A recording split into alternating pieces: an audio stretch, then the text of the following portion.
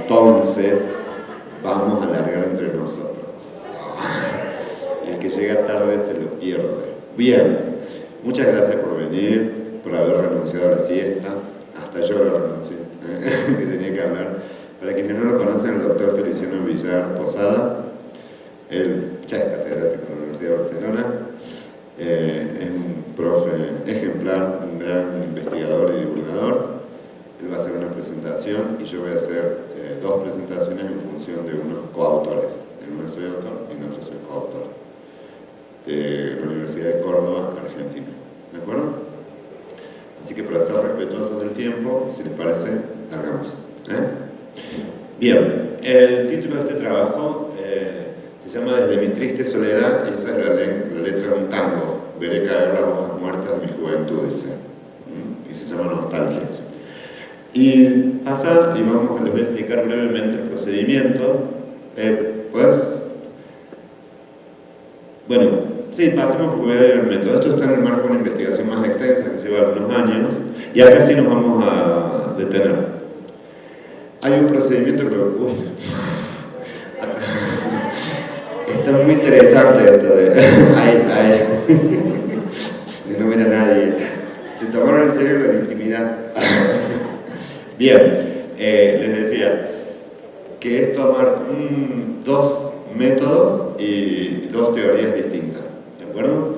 Una es básicamente una teoría que es muy conocida, que es una teoría psicosocial que nos habla de diferentes fortalezas y diferentes componentes egosintónicos que podemos desarrollar a lo largo de la vida, que es la teoría psicosocial de Erikson, y que en la adultez básicamente tiene tres grandes desarrollos, que es la búsqueda del amor y la intimidad, la generatividad y la sabiduría.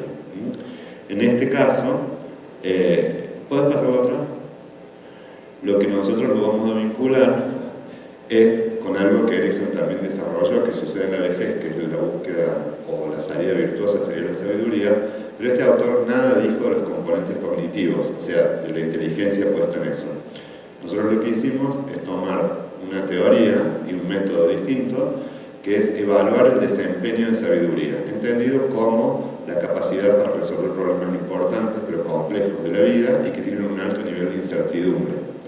Eso es de un teórico de la psicología del desarrollo alemán que en realidad se propuso medir algo muy difícil. Es Baltes, y básicamente desarrolló un protocolo que a las personas se les da un problema, como por diciendo alguien tiene cáncer y se le ha dicho que tiene un año de vida, qué es lo que debería resolver, y se analiza, se graba, y luego se analiza la calidad de esas respuestas, entendido por cuánto, por decirlo así, en una escala de Likert, de 1 a 7, tienen de conocimiento fáctico, de proceder, de poner las cosas en contexto, comparar, y se analiza el discurso, el pensamiento en voz alta, ¿de acuerdo? Estas son dos teorías distintas. Una son centralmente cuantitativas, o sea, cuánto de sabiduría, por decirlo lo tienen así, evaluado por jueces expertos, y la otra tiene que ver con la trayectoria de vida, contada por uno mismo. Sigamos. ¿Podemos pasar? ¿La que sigue? Bien. Esto se lo voy a decir brevemente. Nosotros hicimos un procedimiento con 90 personas. Nos llevó varios años, porque son procedimientos que duran como 2 horas o 3. Se les da problemas típicos, ¿no? Alguien sufre de cáncer o alguien se gana una lotería, y se les pide que piensen todo lo que se les ocurra. Y después los jueces escuchamos eso. De esos 90 procedimientos, son 88, elegimos el 15% que tenían peor rendimiento. Es decir, el 15% que en términos populares demostró ser más necio, o sea, más inflexible, más prejuicioso, no tener riqueza en el lenguaje, tener poco conocimiento, ser hasta despectivo. Las 15 peores puntuaciones eran personas desde 30 hasta 85 años, elegimos de esas las que eran mayores. Y luego, a cada uno le hicimos un procedimiento, que es una entrevista, que nos contara sobre su vida. Porque en realidad, ¿por qué nos interesaba esto? Si uno quiere llegar a viejo sabio, porque tiene un montón de pérdidas. pero es muy probable que no nos suceda eso, porque las respuestas sabias son muy bajas. Pocas personas dan respuestas consideradas desde la psicometría sabias. Entonces me interesaba saber qué tienen las personas que sufren mucho, porque estas personas son caracterizadas como necias, que tienen mucha dificultad para pensar con flexibilidad, qué habían vivido en la vida. Entonces se cogieron puntualmente y se les realizó una entrevista hasta que les decía. ¿Podemos avanzar? Bien, esto ya se los conté, vamos a la otra. Y hay dos ejes que yo se los voy a resumir. El primero es que había muchos componentes en las narraciones de sus vidas sobre desencuentros, abandonos, peleas, infidelidades. Y esto para nosotros es muy importante porque les decía que una teoría es de corte psicoafectiva, o sea, la teoría de Erikson es en realidad psicosocial, nada dice lo cognitivo, y la otra habla sobre la inteligencia, sin mencionar lo afectivo. A nosotros nos parece que no se puede disociar, entonces hicimos este híbrido.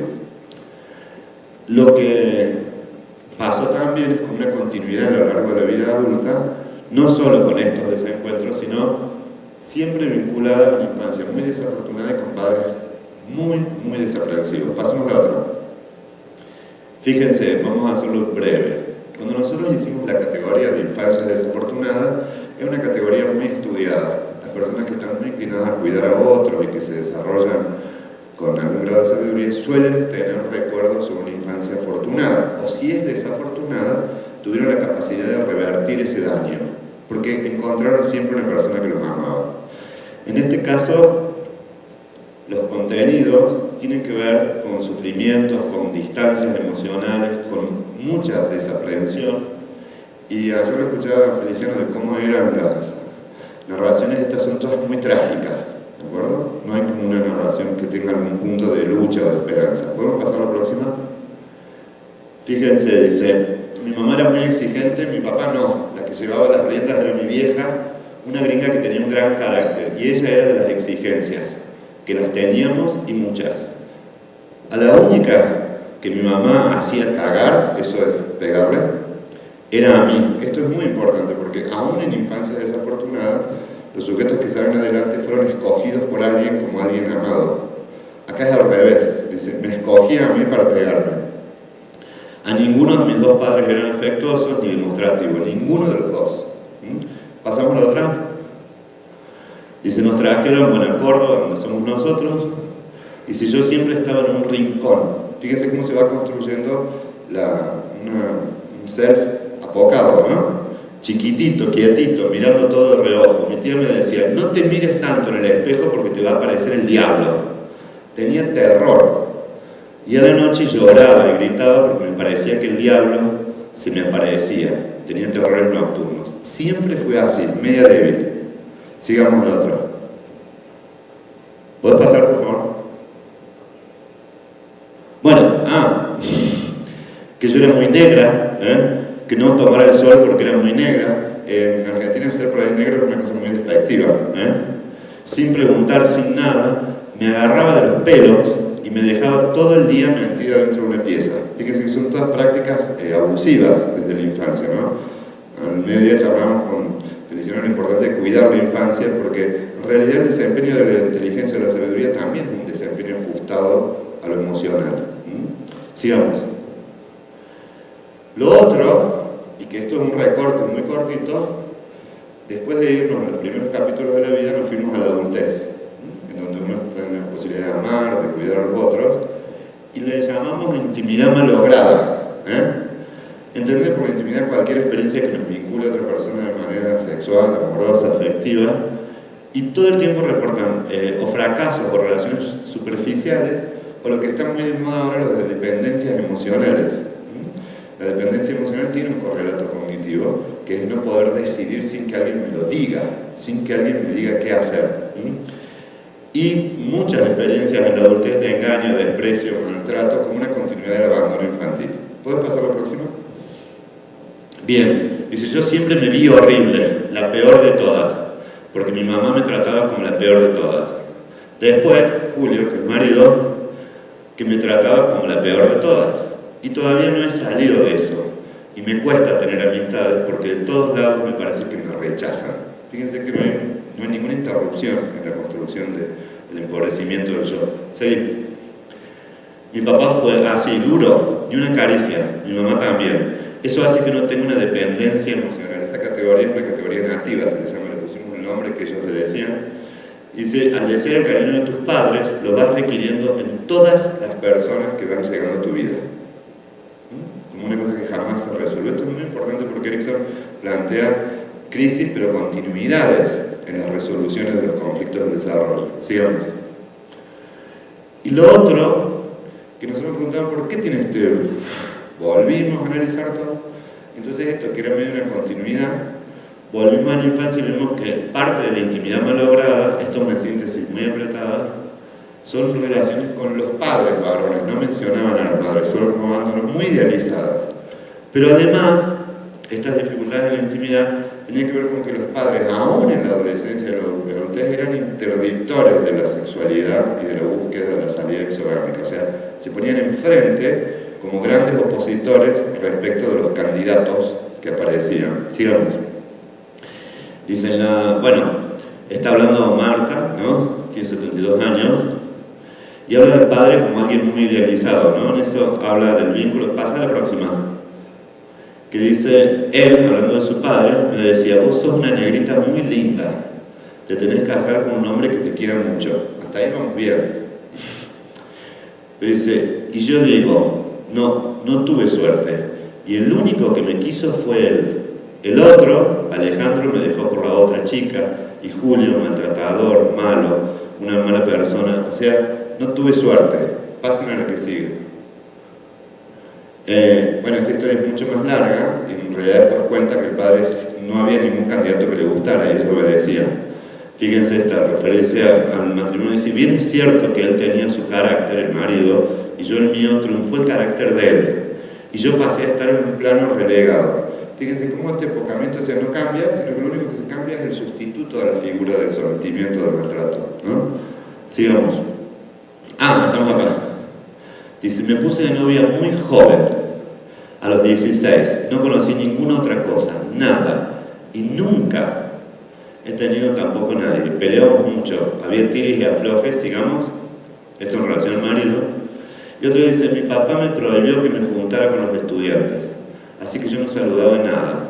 Iba a la derecha caminando. Estas frases, o sea, estas expresiones, no son comunes en la mayoría de las historias de vida. Nunca tienen tanto protagonismo, si bien hay cuestiones de corte, pero en todas estas aparecían siempre los padres varones como impidiendo el desarrollo. Y sobre todo, algo que hay que hacer cuando uno toma una decisión sabia, que es elegir. Y elegir en función de dos componentes, de lo que es importante en términos cognitivos y de lo que es significativo en términos afectivos. Sigamos. Dice, se me acercó un muchacho que me venía en casa, en esa mesa, se sentaba, conversaba conmigo y me pidió que fuera su novia. Pero a mi papá no le pareció bien, porque él era de los franceses que eran unos degenerados. Fíjense que se empiezan a crear categorías absolutamente irracionales. Sigamos. Y se le dije que por qué no seguíamos como amigos, porque yo sabía que mi papá iba a tener la contra. No volvió más, lo perdí, ¿no? De ahí que cogimos el título de nostalgia. Pero fíjense que en esto, sigamos, aparece de nuevo eso, en el cual uno no es capaz ni siquiera para elegir la opción correcta para sí. Y dice otra entrevistada, empecé a estudiar en la escribanía porque mi papá quería. Le hice caso, pero no terminé. Después de eso tuve novio, tuve varios novios, y mi papá, bueno, que no servía, que esto y que lo otro, y que no lo aceptó más.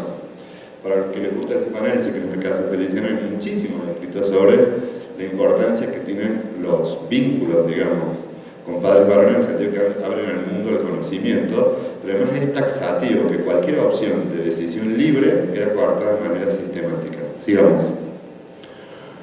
Y dice, la cosa es que me quedé embarazada enseguida, entonces no me ocupé, dejó la carrera. Cuando mis hijos cumplieron 17 y 18 años, ahí yo ya me puse a pensar un poco en mí y me quise divorciar. Sigamos. Fíjense que, porque esto yo no solamente voy a ser respetuoso con el tiempo porque quiero ser respetuoso, sino que me conviene, porque la otra lleva un poquito más de tiempo, pero no hay muchos escritos que vinculen el desempeño cognitivo con la trayectoria emocional. Sin embargo, nosotros nos dice el sentido común que tiene que haber un vínculo. Sin embargo, es muy difícil encontrar evidencias empíricas que de algo tan métrico como la evaluación, porque es una cuestión muy, casi que le diría no tediosa, pero muy sistemática, en los cuales jueces expertos evalúan 5 criterios, y en general los estudios sobre sabiduría se dividieron entre aquellos que estudian lo cognitivo y aquellos que estudian lo afectivo. Solamente una autora, Kramer y otros, plantean la integridad, pero lo difícil es poder utilizar 2 herramientas de evaluación distintas que den cuenta de 2 teorías distintas. La parte más fácil ya la hicimos, que era mostrarnos que las personas que puntúan alto en sabiduría son personas muy íntegras. Ese aporte ya lo hizo Erickson, porque efectivamente decía que la integridad, la salida, es la sabiduría. Sin embargo, sí nos interesa a nosotros que emergieron estas 2 cuestiones básicas. Con la primera figura, sobre todo con los padres, y después la dificultad enorme en establecer un vínculo. Y en realidad, muchos de los problemas de sabiduría tienen que ver con poder decidir qué es lo bueno, qué es lo correcto y qué es lo afectivamente tolerable.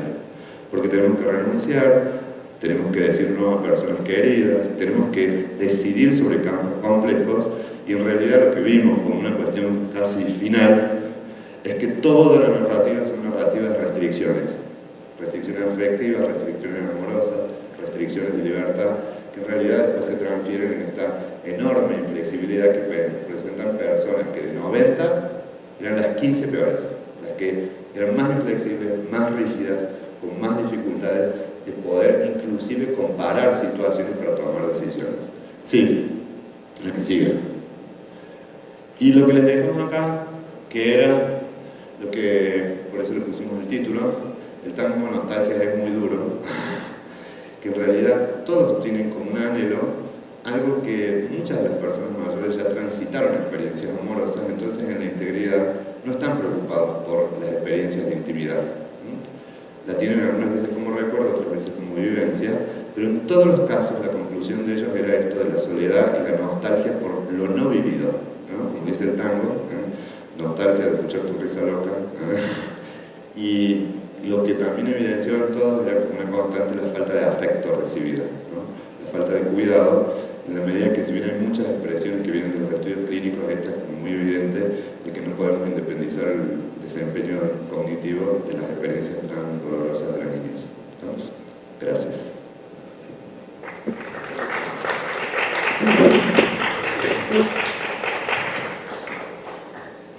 Bueno, buenas tardes. Gracias por estar aquí en esta hora intempestiva, porque lo es, y en este último día.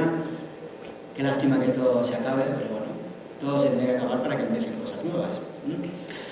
Le doy las gracias también a Andrés, que desde la amistad me ha hecho una presentación sin duda inmerecida y además me ha subido ya de categoría profesional, lo cual se lo agradezco.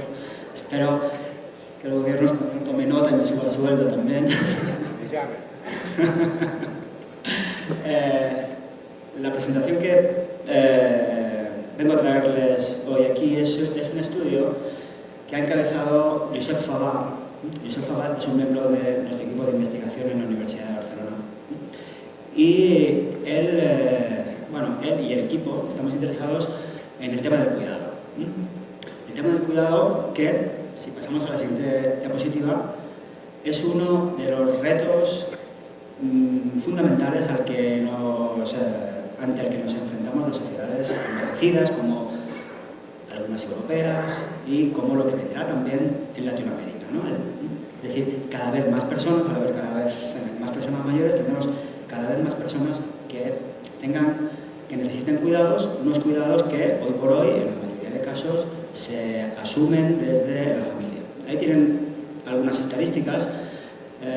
Este es un congreso de personas mayores o sobre personas mayores y hemos de tener en cuenta que los cuidadores también son mayores en muchas ocasiones, no solamente cuidan personas de mediana edad o jóvenes. Las estadísticas que ven son de mi país, de España, y en este tema del cuidado, que es muy importante, como decíamos, si examinamos la literatura que tenemos hasta ahora, que es relativamente abundante, nos damos cuenta de que toda ella comparte un rasgo común, y es que el cuidado, al menos desde el punto de vista de la psicología, se define como algo negativo.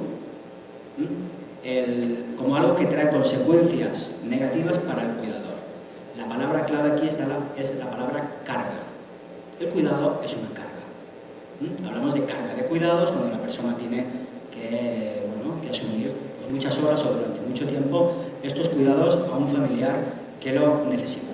En la siguiente diapositiva vemos algunos estudios que efectivamente nos parecen indicar, hay muchos otros, aquí les he puesto unas estadísticas recientes de mi país, de España, pero hay decenas o centenares incluso de estudios que han tratado de cuantificar cuáles son las consecuencias negativas del cuidado, porque las tiene y son muchas, es cierto.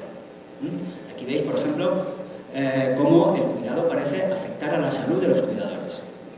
Vemos, por ejemplo, que más de la mitad de los cuidadores refieren problemas de insomnio, estrés, cansancio, dolor de espalda. Estas consecuencias negativas no se restringen únicamente al ámbito de la salud física. En la siguiente diapositiva vemos cómo también pueden afectar al estado de ánimo del cuidador. El cuidador que muchas veces pues, cuida a la persona mayor con dependencia, muchas veces en exclusiva, sin la ayuda de otros. Vemos, por ejemplo, que muchos refieren sentimientos de frustración, ansiedad, depresión, irritabilidad. Y en la siguiente diapositiva vemos cómo también afecta no solamente a la salud física, al estado psicológico de la persona o emocional, sino también a la propia vida cotidiana, ¿no? A las cosas que uno puede hacer en la vida cotidiana. Restringe posibilidades. Veis cómo muchos cuidadores, prácticamente más del 80% dice que ha afectado o restringe su tiempo libre, la vida familiar, las relaciones sociales, el ocio, la capacidad de tomar vacaciones, un aumento en el trabajo en casa. Ha afectado a la vida profesional y en algunos casos afecta incluso pues, a la economía de la unidad familiar. Esto está muy bien y es muy interesante y es algo que hemos de abordar desde el punto de vista de la investigación y también desde el punto de vista de la práctica, dando apoyos a los cuidadores. Sin embargo, nuestro punto de vista, por buscarle la vuelta al tema, es otro. Es decir, es cierto que cuidar es una carga, es cierto que tiene consecuencias negativas, pero ¿son capaces los cuidadores de encontrar algo bueno en el hecho de cuidar?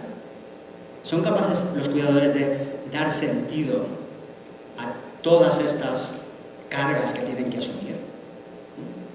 Nuestra impresión es que debería ser así, porque si no, es algo durísimo.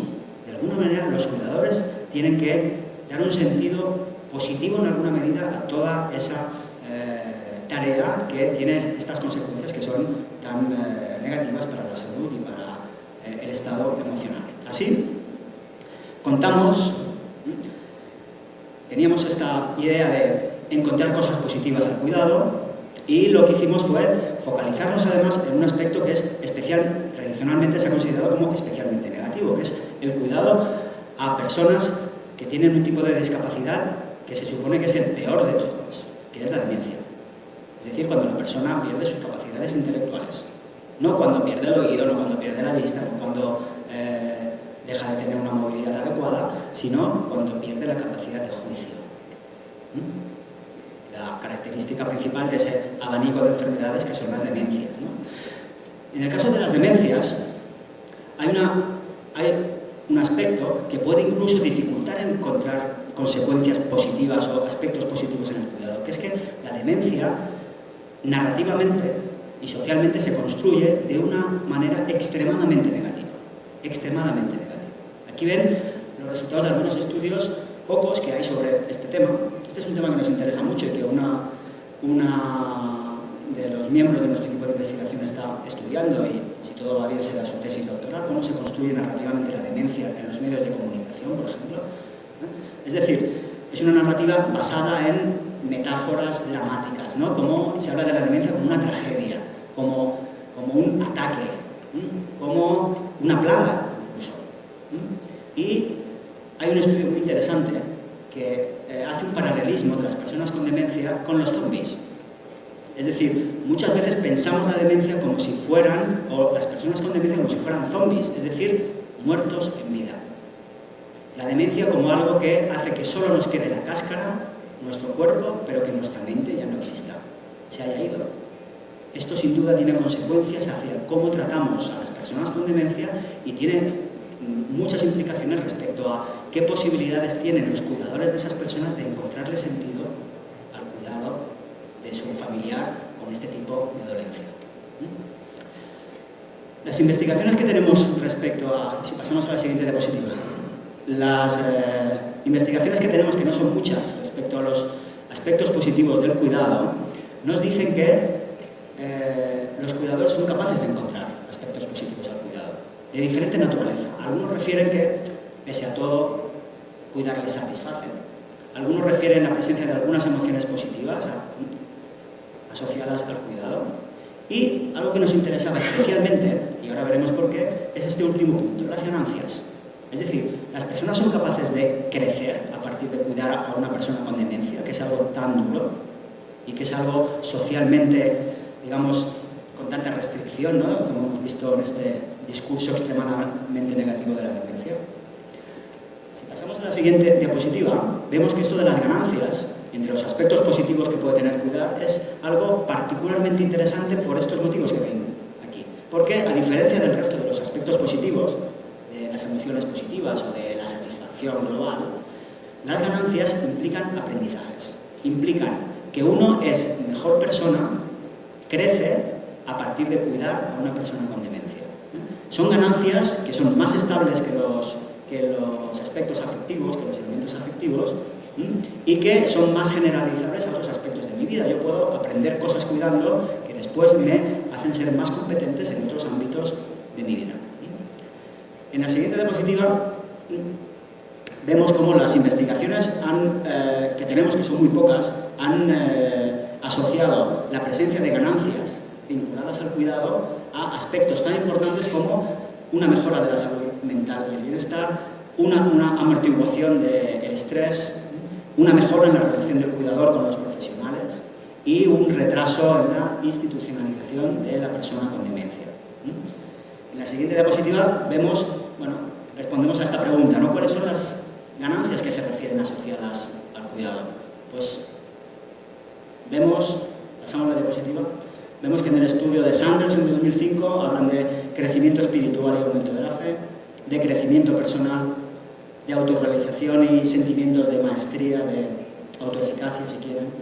En un estudio posterior, en el 2010, vemos que Neto encuentra crecimiento personal también, ganancias en las relaciones interpersonales y lo que él califica de ganancias de alto nivel. Por ejemplo, un aumento en la espiritualidad, ¿no?, sentimientos de trascendencia. Nosotros mismos, y perdón por la autocita, hicimos un estudio previo en el año 2017, que está en la siguiente diapositiva, en la que intentamos vincular, si vamos pasando un poco más, intentamos vincular las posibles ganancias asociadas al cuidado a fortalezas identificadas por Erikson en su teoría. Antes nos ha hablado de Erikson Andrés, ¿no? Este es un vínculo muy interesante con este estudio, ¿no? O sea, cómo a partir de cuidar a una persona con demencia uno puede incrementar la industria, la identidad, la intimidad, la generatividad y la integridad. Todos estos estudios que he repasado, no hay muchos más que estos 3 o 4, también hay que decirlo, ¿no? Están realizados con cuestionarios. En el estudio que les voy a presentar ahora hemos decidido cambiar de método y utilizar narrativas, es decir, dar voz a las personas que cuidan.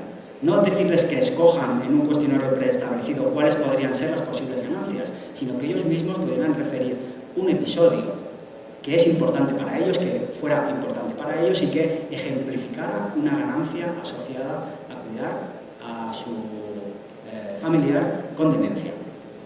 En la siguiente diapositiva vemos las preguntas de investigación que las hemos ido repasando, ¿no? Si son capaces de identificar aspectos positivos en relación a la tarea de cuidado y qué tipo de narrativas son capaces de elaborar para dar sentido a esto, ¿no? Que desde nuestro punto de vista, los cuidadores, dentro de esa tarea tan difícil que tienen, necesitan dar sentido. Sentir que eso merece la pena. Y ser capaz de rescatar aspectos positivos que implican aprendizajes, desde nuestro punto de vista, es algo muy importante que los cuidadores ya hacen y que en todo caso debemos promover también. La siguiente diapositiva es de metodología. Sí.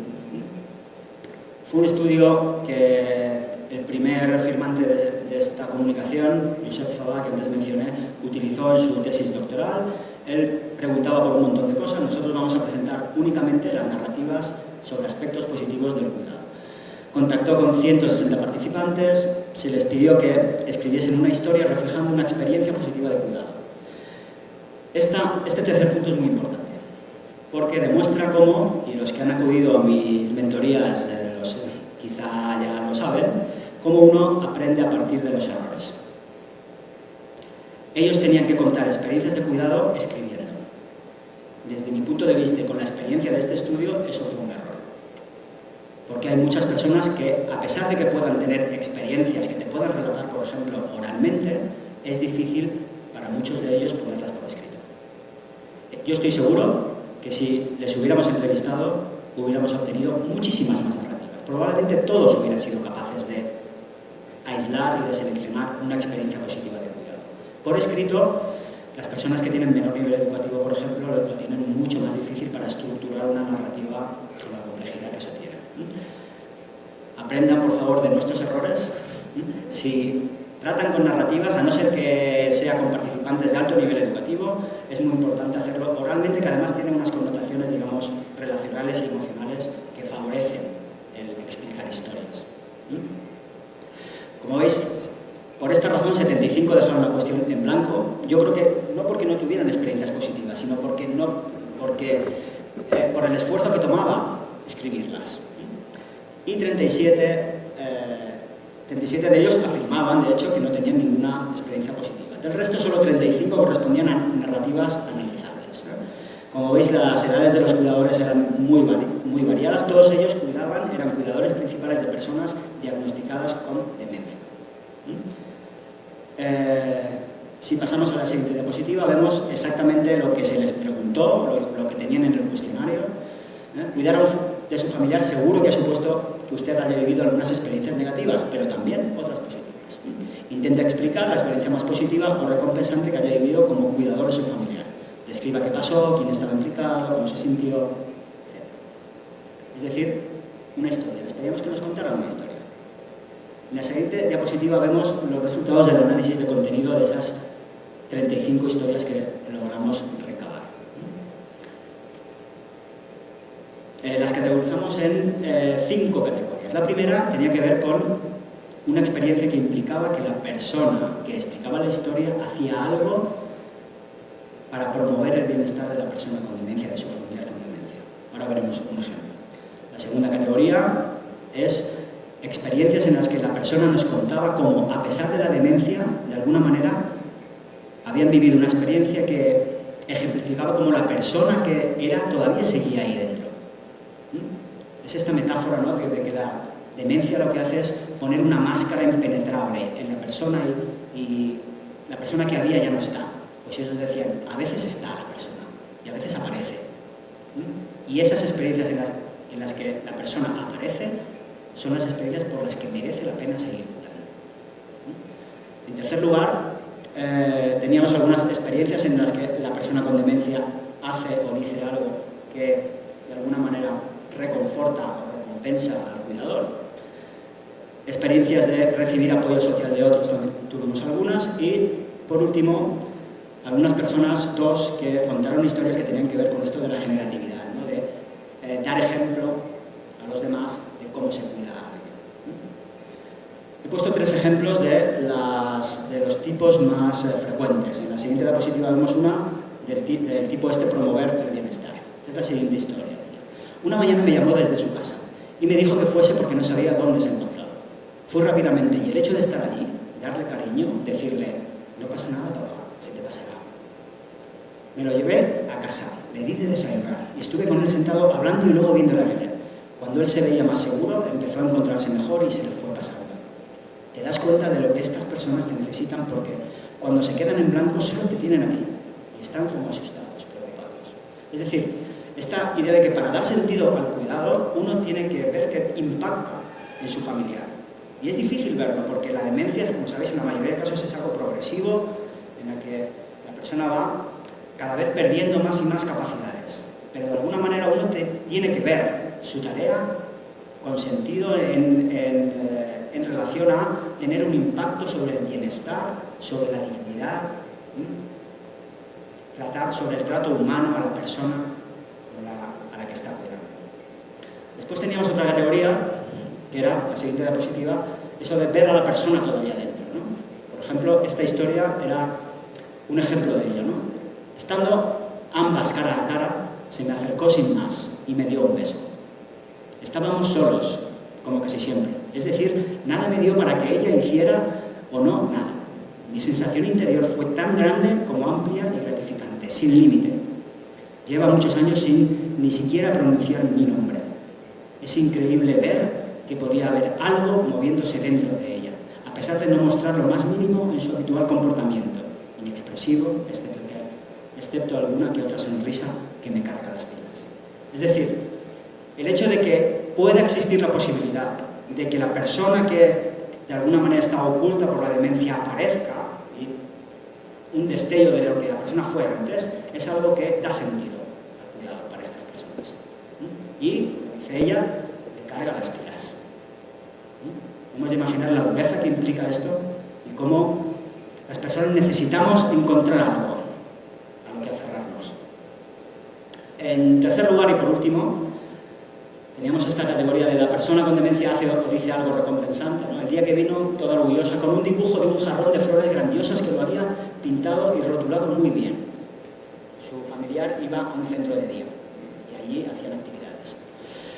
Que las profesoras del centro dijeron que pintaba muy bien. Llegó a casa con la señora que la acompañaba y me lo dio para mí con un beso, toda ilusionada como niña con zapatos nuevos. Yo le dije que era muy bonito y que lo íbamos a enmarcar. De momento lo tenemos aquí en la estantería del comedor. Además, también me comentó que había estado enseñándole a un compañero del centro cómo lo tenía que hacer. Yo pensé que hacer actividades como esta y mantenerla ocupada le va muy bien, es gratificante para mí. Pienso que he hecho bien en llevarla al centro de día. Aquí, en esta última fragmento, veis como un sentimiento exculpatorio, ¿no? Que esto pasa con muchos cuidadores. Se convierten no sé, quieren sacrificarse hasta el último momento y la decisión de institucionalizar o externalizar parte del cuidado les cuesta. A pesar de ello, veis cómo aquí el sentido se logra a partir de que la persona con demencia hace algo que merece la pena y que recompensa al cuidador, ¿no? Y creo que por último, si no recuerdo mal, tenemos esto de recibir apoyo social, que también es una historia bastante conmovedora, ¿no?